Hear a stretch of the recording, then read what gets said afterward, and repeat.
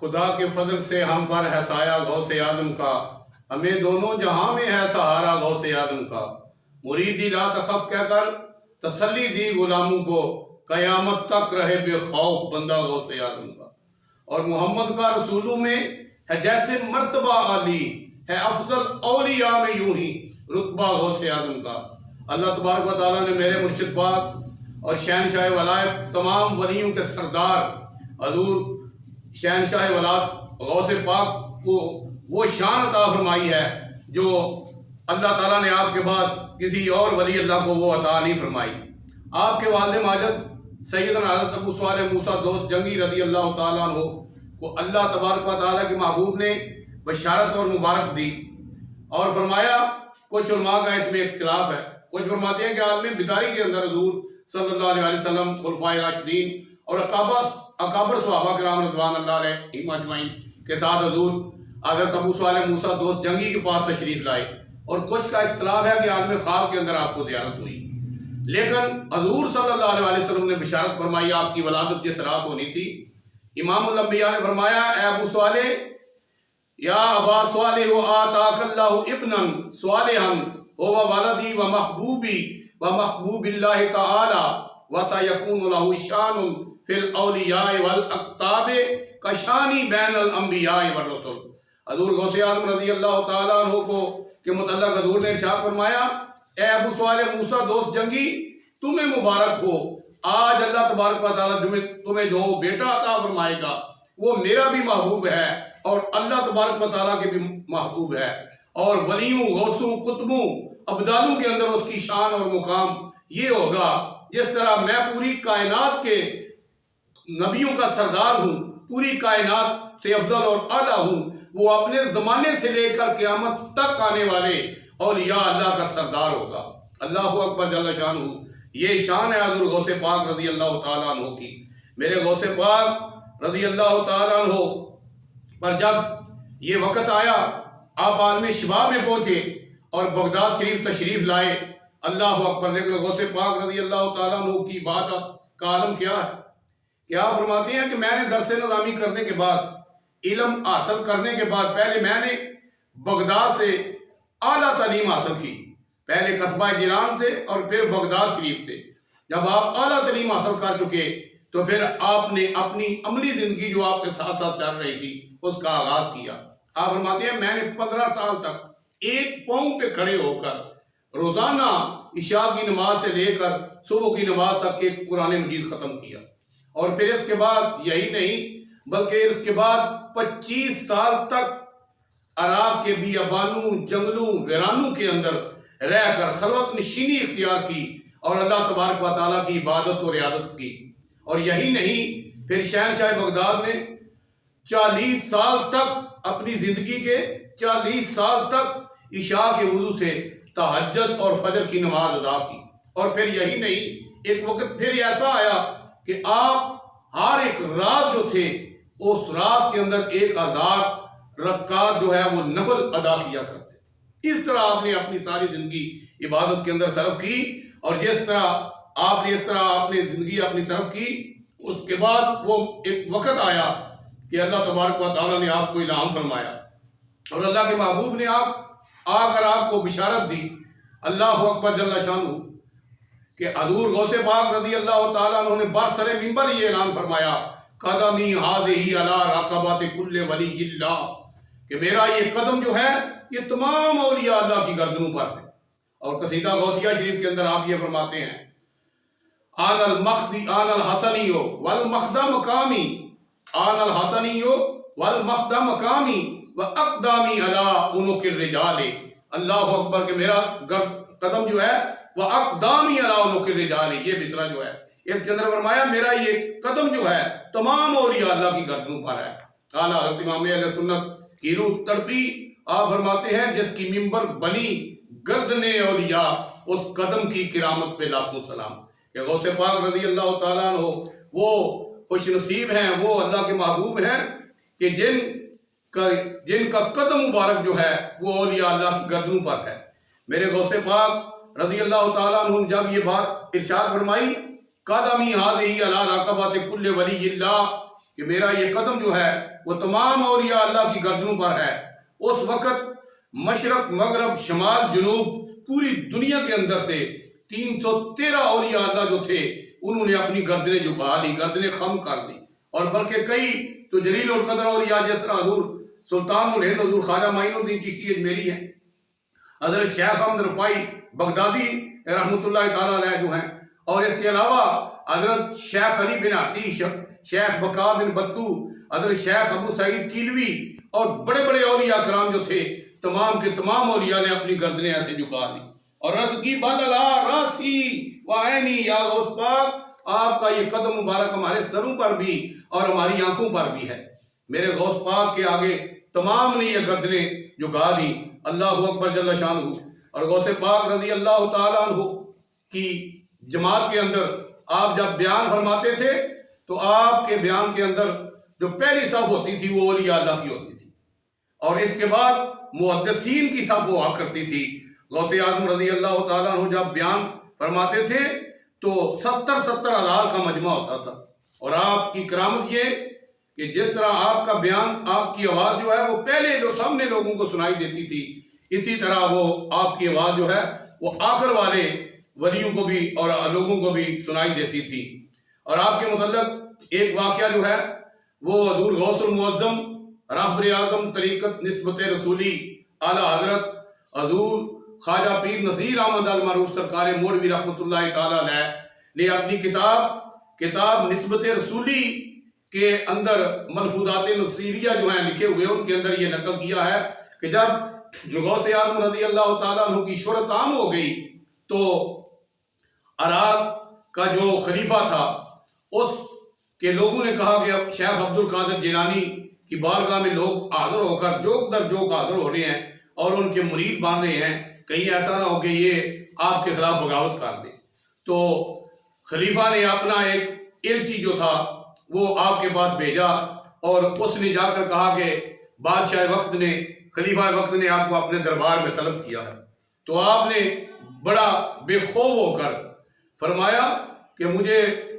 تمہاری بادشاہ جو ہے میرے سامنے ایک مکھی کے برابر بھی نہیں ہے، جو کہ دانے کے برابر بھی حیثیت نہیں رکھتی، میں نہیں تمہارے دربار میں جاؤں گا۔ جب علچی نے جا کر یہ بات بتائی تو درباریوں نے خلیفہ کو اور جو تھا وہ تیش دلایا کہ دیکھا ہے آپ نے کہ یہ شیخ عبد القادر جیلانی باغی ہو گئے ہیں، یہ آپ کے حکم پر آپ کے پاس نہیں آئے۔ تو خلیفہ وقت نے آپ پر فوج کشی کی۔ ملفوظات نظیریہ کے اندر لکھا ہے کہ 30 سے 40 ہزار تک فوج جو تھی اس نے آپ کے دربار میں آپ کے آستانے کی طرف بھیجی کہ آپ کو گرفتار کر کے میرے پاس لایا جائے۔ جب فوج، سلطانی فوج جب آپ کے آستانے کے قریب آئی نا تو لوگوں نے آپ کو بتایا کہ یا پیر و مرشد یا غوث پاک، بادشاہ نے آپ کو 30 سے 40 ہزار فوج جو ہے وہ بھیجی آپ کو گرفتار کرنے کے لیے، تو آپ جو ہے اپنا بندوبست کر لیں۔ آپ کے ہاتھ میں پانی کا ایک پیالہ تھا، آپ نے وہ پیالہ زمین پر ایسے جو ہے الٹا وہ رکھ دیا، جو ہی الٹا رکھا ساری سلطانی فوج غائب ہو گئی۔ کچھ دن کے بعد کسی بندے نے کہا کہ حضور وہ فوج کا نہیں پتہ چلا، تو آپ نے وہ پیالہ اٹھایا، کچھ فوجی مر چکے تھے، کچھ نیم مردہ تھے، کچھ بے ہوشی کے عالم تھے، بے ہوشی کے عالم میں تھے۔ آپ نے فرمایا کہ دراصل میں خود ہی بھول گیا تھا، تو یہ فوج جو ہے وہ میرا کچھ نہیں بگاڑ سکتی۔ یہ غوث الاعظم رضی اللہ تعالیٰ عنہ کی شانیں ہیں اور ان کا یہ مقام ہے، اور یہ حضور غوث المعظم رہبر اعظم طریقت نسبت رسولی وہ ہستی ہیں جن کو بغداد شریف سے شہنشاہ بغداد کی جو وہ یہ قمیض مبارک تھی، جبہ مبارک تھا، وہ عطا کیا گیا تھا۔ اللہ اکبر جل شانہ۔ اور یہ سچے نائب ہیں حضور غوث پاک رضی اللہ تعالیٰ۔ آپ کے متعلق حضرت خواجہ پیر محمد قاسم مولوی رحمۃ اللہ تعالیٰ علیہ نے ارشاد فرمایا کہ میرا یہ بیٹا جو ہے پیر نصیر احمد صاحب رحمۃ اللہ تعالیٰ علیہ، فرمایا یہ مجھ سے طریقت میں 18 منزلیں آگے ہے، اور اس کی تلوار میری تلوار سے 60 گز آگے جا کر لگتی ہے۔ اللہ اکبر جل شانہ۔ اور یہ اللہ اکبر والد محترم ہیں حضور غوث زمان قطب دوران شہنشاہ ولایت نائب رسول قیوم وقت اعلیٰ حضرت حضور خواجہ پیر ہارون رشید صاحب رحمۃ اللہ تعالیٰ علیہ کے والد محترم ہیں، اور میرے پیر و مرشد حضور قطب الارشاد پیر طریقت راہبر شریعت الحاج حضور خواجہ پیر ڈاکٹر غلام محمد گوہر نذیر گوہر صاحب کے آپ دادا جان لگتے ہیں۔ اللہ اکبر جل شانہ میرے، جس طرح غوث پاک کا فیض پوری دنیا کے اندر ہے نا، اسی طرح دربار عالیہ موڑا شریف کا فیضان جو ہے وہ پوری دنیا کے اندر ہے۔ یہ بڑے بڑے جو آستانے ہیں بڑے صغیر کے، گنگور شریف، نیاریاں شریف، لکھن شریف، بنگالی شریف، سالکہ آباد شریف، دہلی شریف، یہ ہر جگہ پر حضور پیر صاحب ارشاد فرماتے ہیں کہ ہر دنیا کے ہر شہر اور ہر گاؤں کے اندر ہمارے خلفاء جو ہیں وہ موجود ہیں۔ اس طرح غوث پاک کا فیضان پوری دنیا کے اندر پھیلا، اسی طرح اللہ تبارک و تعالیٰ نے دربار عالیہ موڑا شریف کا فیضان جو ہے وہ پوری دنیا کے اندر پہنچایا۔ میری دعا ہے کہ اللہ تبارک و تعالیٰ دربار عالیہ موڑا شریف کا فیضان قیامت تک جاری و ساری فرمائے، اور اللہ تبارک و تعالیٰ آپ کے فیضان سے عالم دنیا کو منور اور روشن فرمائے۔ یہ آپ کی شان ہے حضور غوث پاک رضی اللہ تعالیٰ عنہ کی، اور آپ کے متعلق یہ آپ کا ایک بڑا مشہور واقعہ ہے، اور آپ کی کرامات کا سلسلہ تواتر کے ساتھ آ رہا ہے۔ لیکن میں یہاں پہ بخاری شریف کی وہ حدیث جو ہے وہ آپ کو سناؤں گا۔ قال النبی صلی اللہ علیہ وسلم لا یزال عبدی یتقرب الی بالنوافل حتی احببتہ فاذا احببتہ فکنت سمعہ الذی یسمع بہ وبصرہ الذی یبصر بہ ویدہ الذی یبطش بہا ورجلہ الذی یمشی بہا وان سألنی لا اؤتینہ ولئن استعاذنی لا اعیذنہ۔ حضور نبی کریم رؤوف رحیم علیہ السلام نے ارشاد فرمایا کہ بندہ مومن فردی عبادت کے بعد نفلی عبادت کے ذریعے اللہ تبارک و تعالیٰ کا اتنا قریب ہو جاتا ہے کہ اللہ تبارک و تعالیٰ ارشاد فرماتا ہے کہ میں اس کے کان بن جاتا ہوں جس سے وہ سنتا ہے، میں اس کے آنکھیں بن جاتا ہوں جس سے وہ دیکھتا ہے، میں اس کے ہاتھ بن جاتا ہوں جس سے وہ پکڑتا ہے، میں اس کے پاؤں بن جاتا ہوں جس سے وہ چلتا ہے، اور میں اس کی زبان بن جاتا ہوں جس سے وہ بولتا ہے۔ اللہ اکبر جل شانہ، یہ شان اللہ نے اپنے ولیوں کو عطا فرمائی۔ اور حضور نے ارشاد فرمایا قال النبی صلی اللہ علیہ وسلم من عاد لی ولیا فقد آذنتہ بالحرب، کہ جس نے میرے ولی کے ساتھ دشمنی رکھی اللہ تعالیٰ اسے اعلان جنگ فرماتا ہے۔ کون ہے کائنات کے اندر، کون ہے دوستوں کائنات کے اندر جو غوث پاک رضی اللہ تعالیٰ عنہ اور یا کسی اور ولی کے ساتھ دشمنی کرے؟ اسی لیے اعلیٰ حضرت امام اہل سنت نے فرمایا تھا واہ کیا مرتبہ ہے غوث ہے بالا تیرا، اونچے اونچوں کے سروں سے ہے قدم اعلیٰ تیرا، سر بلا کیا جانے کوئی ہے کیسا تیرا، اولیاء ملتے ہیں آنکھیں وہ ہے تلوہ تیرا، تجھ سے در سے سگ سے ہے نسبت مجھ کو، میری گردن میں بھی ہے دور کا ڈورا تیرا، سارے اقطاب جہاں کرتے ہیں کعبہ کا طواف، کعبہ کرتا ہے طواف درے والا تیرا، تو وہ غوث ہے کہ ہر غوث ہے شہدہ تیرا، تو وہ غیث ہے کہ ہر غیث ہے پیاسا تیرا۔ اللہ اکبر جل شانہ۔ حضور غوث پاک رضی اللہ تعالیٰ عنہ کا بڑا مشہور واقعہ ہے کہ حضرت شاہ عبداللہ دریائی حضرت شاہ عبداللہ دریائی گنج بخش رحمۃ اللہ تعالیٰ علیہ کی کشتی جو تھی 12 سال ڈوبی رہی۔ یہ ہمارے جو حضرت شاہ عبداللہ دریائی گنج بخش گجراتی رحمۃ اللہ تعالیٰ علیہ ہیں، یہ عرب شریف سے آئے ہیں۔ حضور شاہ عبداللہ دریائی گنج بخش رحمۃ اللہ تعالیٰ علیہ وہ ہستی ہیں کہ جن کی کشتی 12 سال دریائے دجلہ میں ڈوب گئی تھی، اور 12 سال کے بعد شہنشاہ بغداد کی دعا سے اللہ نے آپ کو زندہ فرمایا، اور آپ پھر حضور غوث پاک رضی اللہ تعالیٰ عنہ کی بارگاہ میں رہے، اور غوث پاک نے آپ کو وہ اپنے ہاتھوں سے وہ پانی پلایا اور فرمایا یہ آب حیات ہے، جس کے بعد آپ کی زندگی 500 سال اور بڑھ گئی۔ اور اس بات کو مفتی احمد یار نعیمی رحمۃ اللہ تعالیٰ علیہ نے تفسیر نعیمی کے اندر بھی بیان کیا ہے، یہ جو بات میں کر رہا ہوں۔ تو حضور غوث پاک رضی اللہ تعالیٰ عنہ کا یہ فیضان ہے، اور ان کے بعد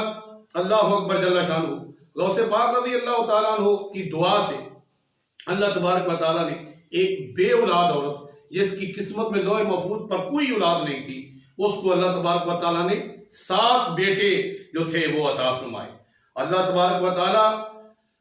اپنے محبوب بندوں کی بات کو کبھی رد نہیں فرماتا۔ اور پھر ایک تاجر کی بات کر کے اپنی بات کو میں ختم کرتا ہوں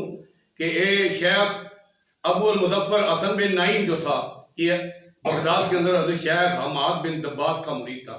اس نے کہا کہ پیر و مرشد مجھے اجازت عطا فرمائیں کہ میں جو ہے وہ جانا چاہتا ہوں تجارت کے لیے، تو ملک شام جانا چاہتا ہوں، میں نے تجارتی سامان خرید رکھا ہے۔ تو آپ کے مرشد نے فرمایا کہ اگر تو یہ سفر کرے گا تو تجھے سفر کے اندر تیرا مال بھی لوٹ لیا جائے گا اور تجھے بھی قتل کر دیا جائے گا۔ یہ بڑا پریشان ہوا ہے، اس نے تیاری کر رکھی تھی، دعا کرانے کے لیے گیا، یہ وہاں سے نکلا اور حضور غوث پاک رضی اللہ تعالیٰ عنہ کی بارگاہ میں چلا گیا، جا کر عرض کی، یا غوث پاک سرکار میں ایسے جانا چاہتا ہوں ملک شام، تجارت کے لیے قافلہ تیار ہے، آپ دعا فرمائیں۔ آپ نے فرمایا جا، اللہ تجھے سلامتی کے ساتھ رکھے گا اور سلامتی کے ساتھ واپس لوٹائے گا، اور میں اس بات کی گارنٹی دیتا ہوں۔ اور جب یہ تاجر گیا، اللہ اکبر جل شانہ، تو یہ خیر و عافیت سے واپس آ گیا، اور جب یہ واپس آیا اس کا مال بھی محفوظ رہا اور اس کی جان بھی محفوظ رہی۔ یہ جب واپس آیا بغداد شریف کے اندر، سوق سلطان میں تھا، سوچ رہا تھا کہ میں حضرت عبد القادر جیلانی کے پاس جاؤں یا اپنے مرشد شیخ حماد بن دباس کے پاس جاؤں۔ ان کے مرشد کا آخری زمانہ تھا، حضرت شیخ حماد بن دباس یہ بوڑھے ہو چکے تھے، ان کا آخری وقت تھا، اور حضور غوث پاک رضی اللہ تعالیٰ عنہ کو جوانی کا عالم تھا، یہ ابتدائی زمانہ تھا۔ تو ان کے مرشد آگے سے مل کے انہوں نے فرمایا جا شیخ عبد القادر جیلانی کی بارگاہ میں، ابھی بھی تجھے سمجھ نہیں آئی؟ تیرے لیے حضرت شیخ عبد القادر جیلانی نے 70 بار اللہ کی بارگاہ میں دعا کی ہے، اللہ نے تیرے عالم بیداری کے واقعہ کو عالم خواب میں شیخ عبد القادر جیلانی کی دعا سے تبدیل کر دیا ہے۔ اور پھر جب یہ حضور غوث پاک کی بارگاہ میں پہنچے تو آپ مسکرا رہے تھے، آپ نے فرمایا کہ تیرے پیر و مرشد نے بالکل صحیح کہا ہے، اور اللہ اکبر جل شانہ، میں نے 70 مرتبہ تیرے لیے دعا فرمائی ہے، اللہ نے عالم بیداری سے عالم خواب کے اندر تیرے واقعہ کو بدل کر دیا ہے۔ اور آخری بات یہ ہے، ولی اللہ دی شان میں شک کیے، ولی اللہ دا اللہ تو سب کچھ دیوا سکتا، کم بے ادنی فرما کے ولی مردے قبراں دے وچوں اٹھا سکتا، مار کے چاتی لوہے محفوظ اتے ولی لکھی ہوئی تقدیر بدلا سکتا، اپنے وضو دے پانی دا مار چھٹا کافر ہون تو ولی بچا سکتا، ولی آصف سلیمان دربار اندر پل وچ تخت بلقیس پہنچا سکتا، کدی داتا اجمیری دے روپ اندر رنگ سارے پنجاب نو لا سکتا، اجمیر دے ٹبیاں تے بہ کے 90 لاکھ نو کلمہ پڑھا سکتا، ولی غوث بہاول حق زکری پتر رب تو 7 دیوا سکتا، کلر شور شریف دیاں وچ گلیاں ولی ہو دے بیر چلا سکتا، ولی الف ثانی پیشانیاں تو ساد لکھ لکھ شکی مٹا سکتا، ولی حضرت خواجہ پیر محمد قاسم موڑوی جانوراں نو ولی اللہ بنا سکتا، ولی حضرت خواجہ پیر نذیر احمد سرکار موڑوی بین انجنوں بیری بیڑے نو کنارے لگا سکتا، قسم رب دی ولی حضرت خواجہ پیر ہارون رشید سرکار موڑوی بہ کے موڑا شریف دے اندر مدینہ شریف ویکھا سکتا، تے میرے غوث دی شان کی پوچھ دے ہو تے چوراں نو کتب بنا سکتا۔ اللہ اکبر جل شانہ، اللہ تبارک و تعالیٰ مجھے غوث پاک سرکار کی محبت، ادب اور عشق عطا فرمائے۔ وما علینا الا البلاغ المبین۔